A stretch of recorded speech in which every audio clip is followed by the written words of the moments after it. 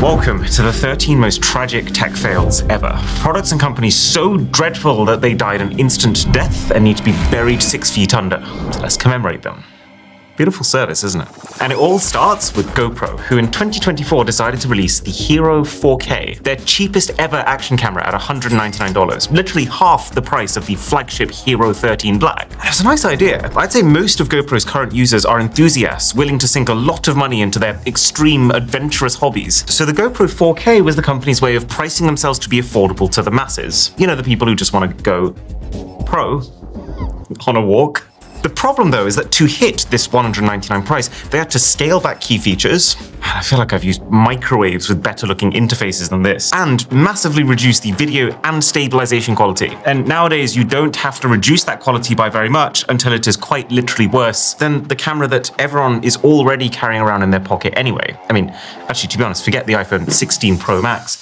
If we just take an iPhone 13, even with this, the iPhone is still significantly better quality, not to mention like 100 times easier because you're not having to faff around with SD cards. And to top it off, the iPhone still has an action mode, which turns out is actually better than the GoPro stabilization. So this thing is not useful for the people who wouldn't normally be interested in action cameras, and it's not good enough for the people who already care about action cameras, making it basically dead on arrival, 1 out of 10 tech fail. But if you thought GoPro had cornered the market on trying to please everyone and actually in the process pleasing no one, then you might have forgotten about Sonic. Since Sonic 3 has come out and we're all used to how he looks now in the movies, feels like a good time to remind everyone about that initial trailer. Oh my God. People were outraged that this is how their beloved childhood hedgehog friend was being portrayed. The uncanny valley human-like proportions, the weird spaced out eyes, the teeth. I can guarantee those teeth will have appeared in children's nightmares across the globe. The reaction was so strong that Paramount decided to make a massive, publicly embarrassing U-turn, announcing that they would redesign and reanimate Sonic from scratch, which cost them an estimated $5 million and delayed the movie by a full 3 months. Gotta go not so fast. Here's the interesting twist. If we were in the Paramount boardroom at the time this was happening, we'd have been freaking out about the now soiled reputation of our company. But this is one of those rare tech fails in which the company saw what they did wrong, they suppressed their ego, they apologized, and they managed to still win from the situation by fixing it at their own cost. Like, that $5 million investment played, I'm sure, a massive part in this movie going on to gross $149 million at the US-Canada box office, completely flipping Paramount's reputation into them being the heroes and even spawning 2 sequels where they brought in Tails, Knuckles, and even Shadow in the same style that fans now happily accepted, pushing the franchise past the $1 billion mark worldwide. So again, can't really give this more than a 1 out of 10 fail. But now things start to get real somber. This is Moxie, the $800 emotional support AI robot for children, which in itself is already one of the strangest sentences I've said this year. So the idea of Moxie is interesting, at the very least. It was designed by a bunch of neuroscientists and child development specialists to basically help parents to teach their kids social skills. So kids would interact with it. They're specifically meant to form a close bond with it. And the thing was pretty advanced. It used a proprietary mix of AI technologies, including ChatGPT, to regulate its facial expressions depending on the tone of the conversation. And it could also store up to 4 profiles so that its interactions with different kids in the same household are all unique. But then, just about the worst thing that could possibly happened.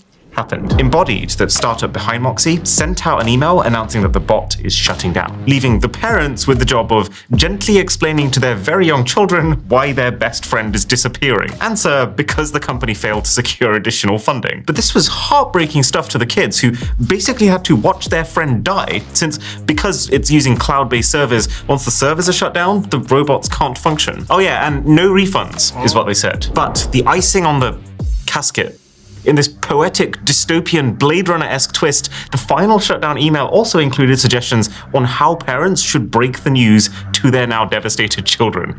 Yeah, this product backfired so hard. 2 out of 10 fail. So, there's a good chance that you've heard of the pretty successful Steam Deck. Probably the most mainstream handheld gaming computer ever, but Did you know that the Steam Deck wasn't actually the company's first attempt at a console? See, in 2015, there were two primary types of gamers. There were the PC gamers, who got the highest end graphics, as well as cheaper games with free online play, but they had to sit upright at a desk. And then there were the console gamers, who got to lay back on a couch, but had a lesser gaming experience due to a lack of console power. Enter the Steam machines. The idea was to offer people the power of the PC with the convenience of the console. So, Valve, the company behind Steam, created this brand new, very unique controller with two clickable touchpads for mouse-like controls, and they partnered with a bunch of PC vendors, companies like Alienware, to offer buyers a number of different spec options. So each of these Steam machines was like a normal PC, but just instead of running Windows, because Windows was designed for mouse and keyboard, and even to this day you can't properly navigate with a controller, and because the CEO of Valve specifically hated the Windows 8 that was out at the time, calling it a catastrophe for everyone in the PC space, these machines ran on the new self-developed Linux-based SteamOS. The problem was that the vast majority of games designed for Windows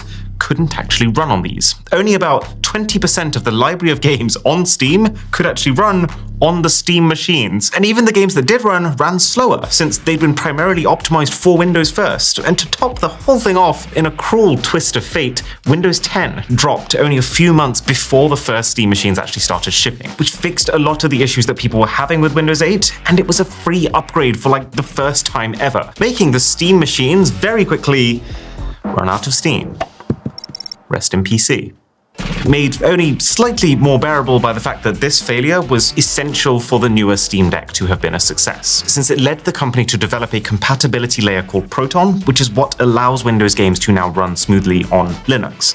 While we're on gaming though, does anyone remember that time when Elon Musk claimed to be one of the world's top 20 Diablo 4 players on Joe Rogan's podcast, and then when people checked, he actually surprisingly was on the leaderboard? I mean, if I spent as much of my day-to-day on X as Musk does, then I reckon I'd have to be some sort of demigod of innate gamer skill to also have a career as busy as his and be that good at any game, let alone something as insanely time-consuming as Diablo. Anyway, fast forward a couple of months, on the 7th of January this year, Elon streamed himself playing Path of Exile 2, which is another hack-and-slash RPG game that's pretty Diablo-like. And as you'd expect from gamer deity Elon Musk, his character was insanely maxed out. He literally had gear better than streamers whose entire job was to play this game all day. But I guess that makes sense, since just a few days earlier, he tweeted boasting about how his hardcore character had made it to number 59 in the world. He is actually so good at this game that his account was online while he was sitting at Trump's inauguration. How does he do it? Well, you know what didn't make sense?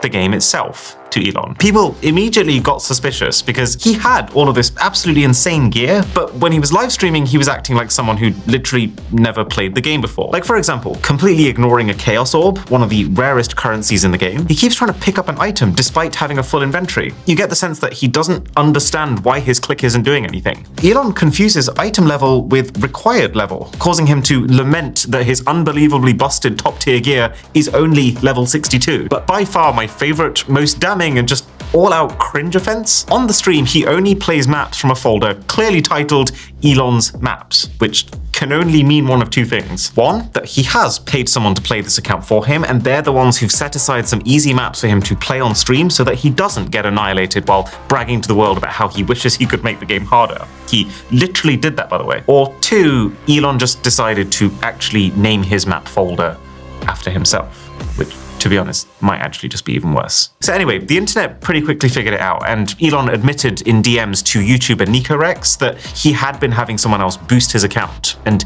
he did also confirm that he was the one playing on those streams, but we got that part. I mean, in the end, it is just a video game, but there's just something so tragic about how incredibly 1000% his own fault this is. Like, it's a total, massively public self-own for one of the most famous people on the planet. Thankfully, we can all rest assured that at least that was the worst thing that he did all week, right? But enough hating the player.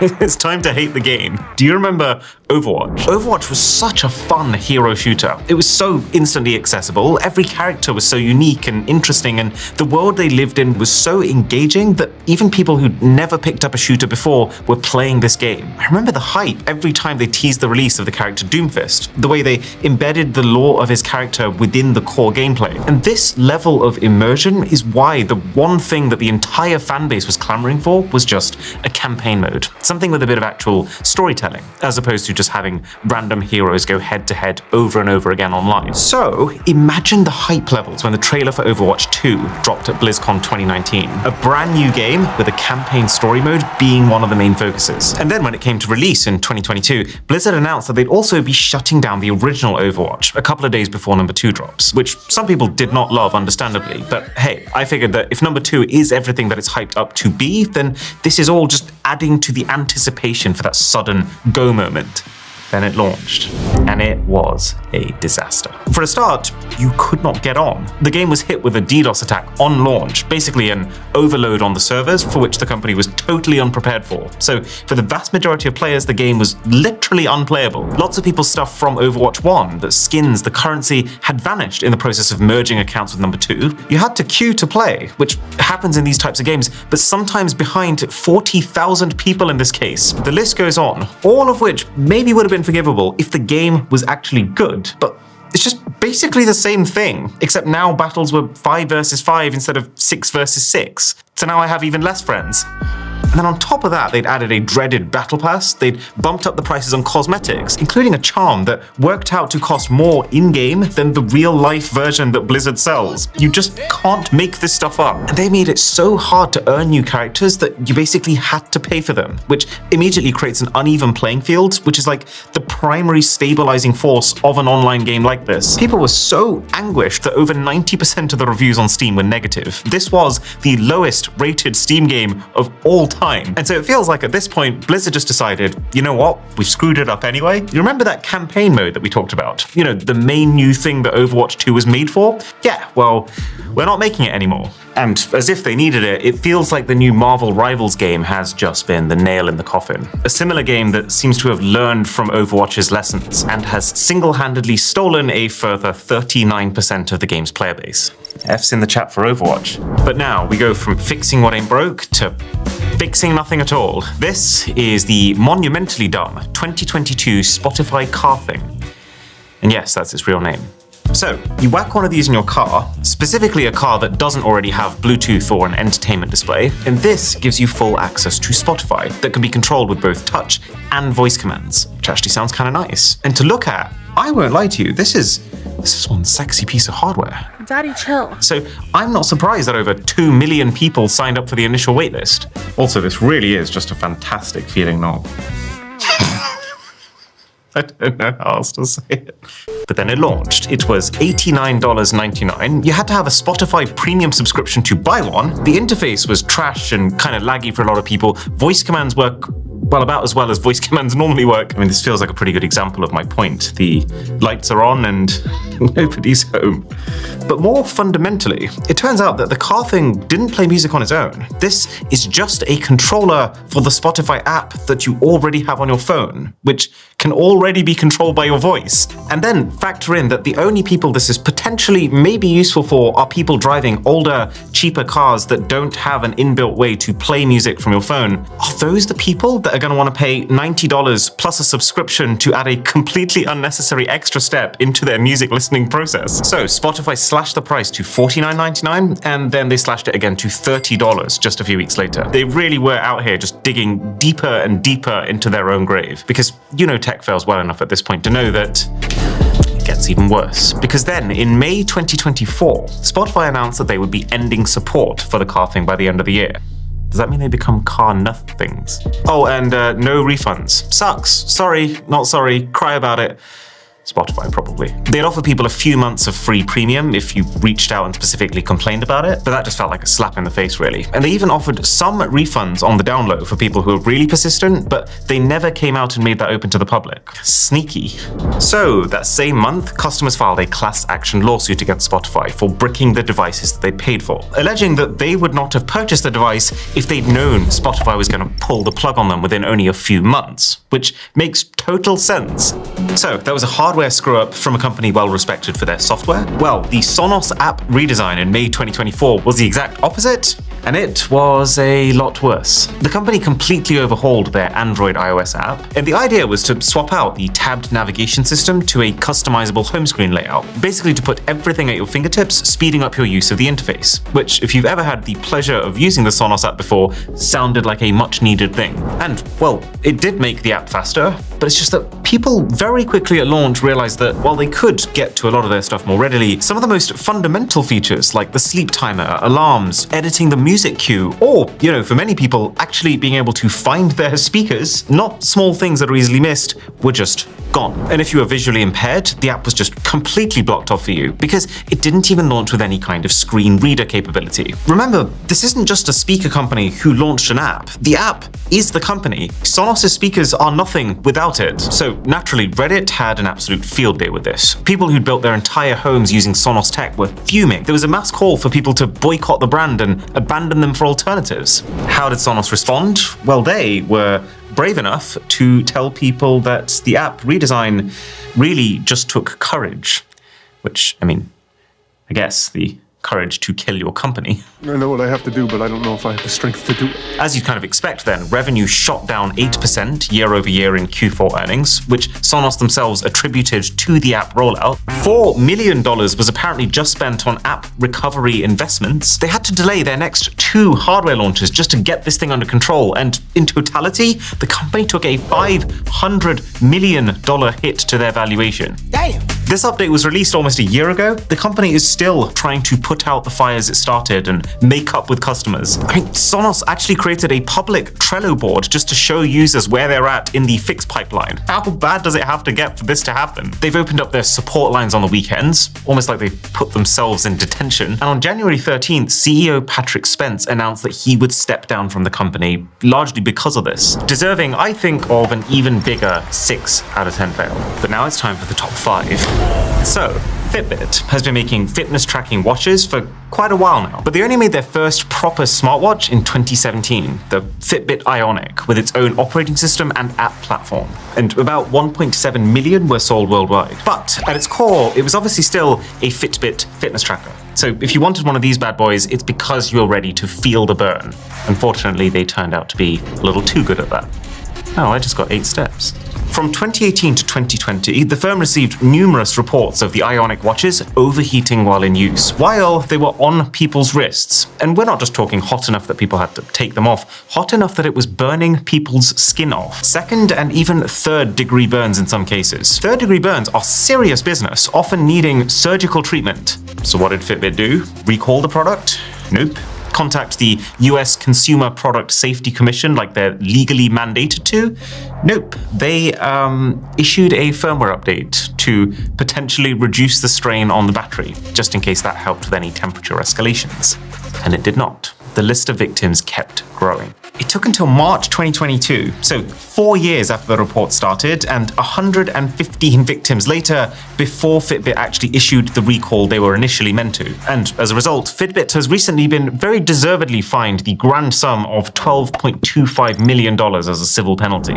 So you've heard of Bumble, right? The dating app where women have to message first. It was founded in 2014 by a lady called Whitney Wolfe Herd after she quit Tinder. And the idea was Bumble represented a safer, more chill option for women who now have more agency and be less likely to just immediately have their DMs flooded with unsolicited anatomical photography. And the concept massively took off, actually surpassing even Tinder in terms of downloads in the US. So clearly, this unique selling point has been working for them so far. Why fix what ain't broke? Well, Wolf Herd, they're actually called Pax, but gone. That's a bad joke. Stepped down as CEO in January 2024, being succeeded by the then CEO of Slack, Lydian Jones. And under her leadership in April, Bumble had a fumble. They went through a redesign which added a feature that allowed men to message first, specifically in response to pre-written questions, but still, isn't that against the entire point? And this was paired with one of the strangest marketing campaigns I have ever seen. Massive billboards telling women that if they gave up on dating, they'd become nuns and that they shouldn't be celibate. I feel like it takes a special kind of mind to come up with this stuff. After which, of course, Bumble had to publicly apologize, and the worst part of it is that the knock-on confidence from these very obvious blunders has led to Bumble's share price dropping by nearly half since the CEO change. For a company this massive, that is the biggest single drop in value that we've seen so far in this video. Around $700 million just evaporated, which is probably why, in a move that looks pretty desperate, Bumble has announced that Wolf Herd will now return again as CEO in March. I would make a joke about the Bumble Hive still needing their queen bee back, but really I think this is just a case of not choosing people who make bad decisions. And now another app that was trying to dethrone the king, except potentially with even worse execution. Let's talk about Meta's Threads. This app was exactly the right thing at exactly the right time. It launched in July 2023 as a direct competitor to the text-based social media Twitter, at the exact point where people's enthusiasm in Twitter was at its lowest. Elon Musk had just started steering the platform towards his vision, and people were pretty bummed by the mass layoffs, the monthly payment now required to be verified, completely defeating the point of verification in the first place, as well as the hugely reduced moderation. And so it's pretty hard to describe just how much this app exploded. Threads was the fastest growing app in history. Think about this number for a second. 70 million signups in the first 2 days. Threads looked guaranteed to become the next big thing. We even made a video talking about how big of a deal it should have been. But it turns out Meta didn't release this app at the time that they did because it just so happened to be fully polished and ready to go at that time. They released it specifically to capitalize on all this drama with Twitter, which meant that while they could, and they did, get the users, they couldn't keep them.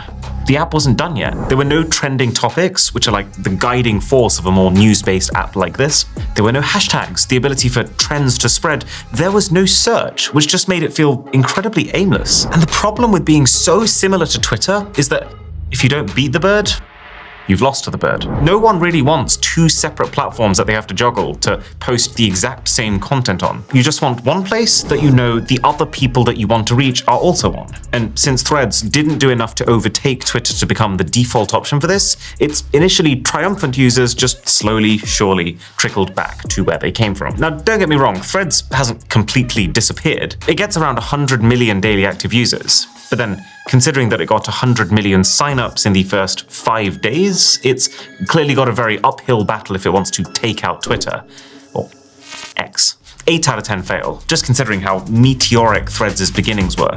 But now, at position number 2, the most atrocious fail so far, the vertical farming startup, Bowery. Now just listen to the magnitude of the claims this company was making. They said that their indoor vertical farms were over 100 times more productive than traditional farmland per square foot, because they could stack layers and layers of crops on top of each other. And also, they would use 95% less water due to their smart farming system, literally powered by their own operating system, Bowery OS, which used AI to offer individualized attention for all the thousands of crops in each farm facility. The idea was just that this was such a controlled and such an optimized environment that not a thing was going to waste. Their products were insanely expensive. Like Bowery's spring mix cost $16 at Whole Foods, compared to the own brand at $6. But they were advertised as pesticide-free, absurdly flavorful, and people were clearly buying into it. This became an enormous company, valued at $2.3 billion at its peak. Now, a lot of Bowery's success was down to their closed-loop irrigation system, meaning that the water in the facility was being continually recycled and reused,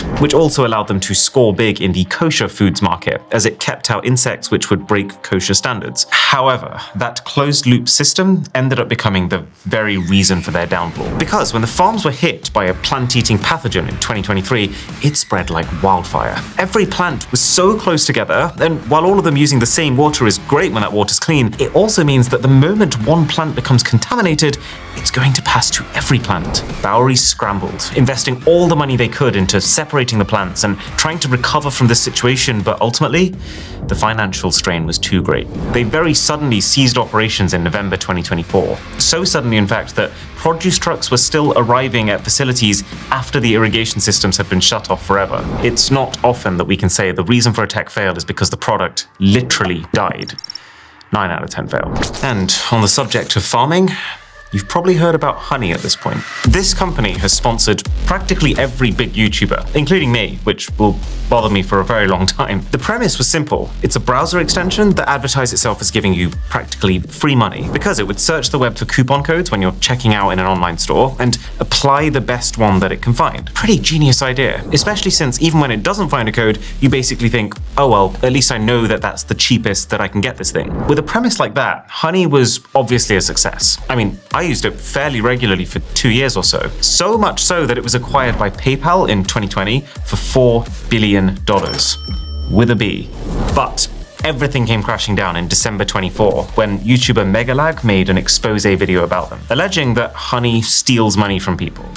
I guess the whole free money tagline wasn't wrong, in a sense. So here's the thing. A lot of content creators, they rely on revenue from affiliate links, and the majority of these links work by giving a small cut from the total value of a sale to the site that got the last click that led to that sale. What Honey was doing is, if you, let's say, clicked on your favorite creator's affiliate link to support them, and then you used Honey at checkout to get the latest coupon, whether or not it actually found you that coupon, Honey was swapping out that creator's affiliate link for their own Honey affiliate link, thus stealing the creator's cut of the end sale amount. So they've literally been paying all of these influencers to promote them while taking money out of their back pockets. It's so crazy that it sounds made up, and it somehow gets worse. They've also been lying to consumers. Megalag found that in many cases, Honey would provide inferior codes when better ones were available online. And you might think that this just means Honey isn't very good at finding them, but no. We now know that they're doing it deliberately because a Honey representative has actually gone on the record on a podcast about working with businesses to give them more control over what coupon codes to find. It literally lets you control like the customer journey, convert, and control like the discount code percentage as well. So essentially, they're advertising themselves to consumers as a way to save money, while advertising themselves to businesses as a way to stop consumers saving money. It is a pretty grave situation, and as expected, the fallout has been enormous. Megalag's video is on 16 million views and counting. Honey has lost all credibility and the chance to work with many YouTubers. Like, we're not going near it ever again. And to top it all off, YouTube's favorite snappily dressed lawyer Legal has fired a class action lawsuit against Honey. One more thing I want to show you. So a few weeks ago, I got this text on my phone. Hello, this is Charlotte Sandback from Brookson, etc, etc, etc. I don't know a Charlotte Sandback, so I looked it up. There's some pretty legitimate looking profiles online, but it's only when you scroll further that you see this phone number is typically associated with scam activity. So how did Charlotte get my number? Well, she probably bought it. There's an entire industry of data brokers whose entire business is collating all the data about you online. Address, phone number, email, even things like your interests and your religious beliefs,